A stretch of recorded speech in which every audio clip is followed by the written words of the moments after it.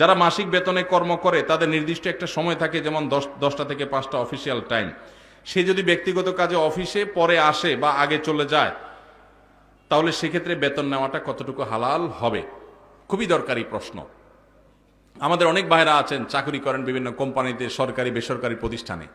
যেই কয় ঘন্টা ডিউটির জন্য আপনি চুক্তিবদ্ধ, ওই কয় ঘন্টা ডিউটি যদি আপনি ফাঁকি দেন, পরে আসেন, আগে চলে যান, আর কাজের ফাঁকে নিজের কাজ কাম করেন, মোবাইল টিপাটিপি করেন, ফাঁকি ঝুঁকি দেন, তাহলে তাদের ওই ফাঁকি ঝুঁকি দেওয়ার সময়টার যে ইনকামটা, ওইটা হারাম হবে।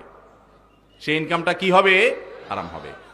অনেক হারাম আছে আমরা যেগুলো জানি না। সুদ খাওয়া হারাম আমরা জানি, ঘুষ খাওয়া হারাম আমরা জানি, কিন্তু চাকরির মধ্যে এই যে ফাঁকি ঝুঁকি দিয়ে টাইম নষ্ট করে ওই টাইমের বেতন আমি নিচ্ছি, এটা যে হারাম, এটা আমাদের বেশিরভাগ মানুষের সেন্সও নাই।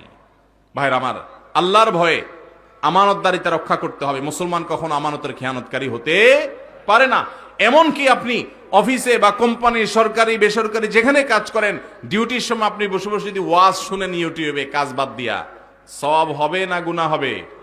কোরআন তেলাওয়াতও যদি শুনেন, সওয়াব হবে না গুনাহ হবে? ইমানদার কখনো সিসি ক্যামেরাকে ভয় পাবে না। ইমানদার ভয় পাবে কাকে? আল্লাহ রাব্বুল আলামিনকে। আমি 8 ঘন্টা করে ডিউটি করার জন্য চুক্তিবদ্ধ, মাস শেষ পুরো স্যালারিটা নিচ্ছি, অথচ আমি এভারেজে পুরো মাসে 8 ঘন্টা, 10 ঘন্টা, 15 ঘন্টা, 20 ঘন্টা ফাঁকি দিয়েছি, সেই টাইমের সময়টা স্যালারি আমি নিচ্ছি, এটা হারাম। অনেক ওলামা একরাম আছেন, আল্লাহ তাদের মধ্যে আল্লাহর ভয় এমনটা দিয়েছেন।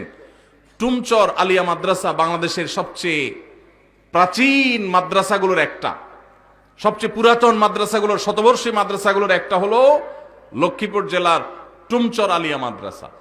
টুমচর আলিয়া মাদ্রাসার প্রিন্সিপাল ছিলেন শেখ হারুন আল মাদানী হাফিজাউল্লাহ, এখনো বেঁচে আছেন, সিনিয়র আলেমে দ্বীন, লক্ষ্মীপুরের কৃতি সন্তান। শেখ হারুন আল মাদানী তিনি কিছুদিন আগে রিটায়ারমেন্টে গেছেন। কিছুদিন আগে বলতে 2-3 বছর হয়েছে সম্ভবত। তিনি রিটায়ারমেন্টে গেছেন, প্রিন্সিপাল ছিলেন ওই প্রতিষ্ঠান থেকে, তিনি অবসরে গেছেন।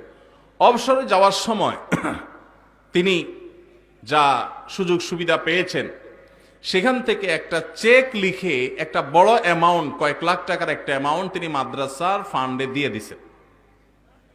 মাদ্রাসায় তিনি সেটা দিয়ে দিছেন, এবং এটার কারণ হিসাবে, এটা তিনি আমাকে বলেন নাই, আমি অন্যভাবে জানছি, এর কারণ হিসাবে তিনি উল্লেখ করেছেন যে এত দীর্ঘ বছর, এত বছর কাজ করেছি এই প্রতিষ্ঠানে, চেষ্টা করছি ঠিকঠাক মতো ডিউটি পালন করতে, আমার অজান্তে হয়তো কোনো ফাঁকি ঝুঁকি হয়ে গেছে, হয়তো কোনো সময় নষ্ট হয়ে গেছে, হয়তো কোনোদিন দেরি হয়ে গেছে, আগে বের হয়ে গেছি, হয়তো কোনো সময় ব্যক্তিগত কাজ করে ফেলছে ডিউটির মধ্যে, সেই সময়গুলোর বেতনও তো সব আমার অ্যাকাউন্টে ঠিকই আসছে, কোনোটাই তো আর বাদ দেই নেই।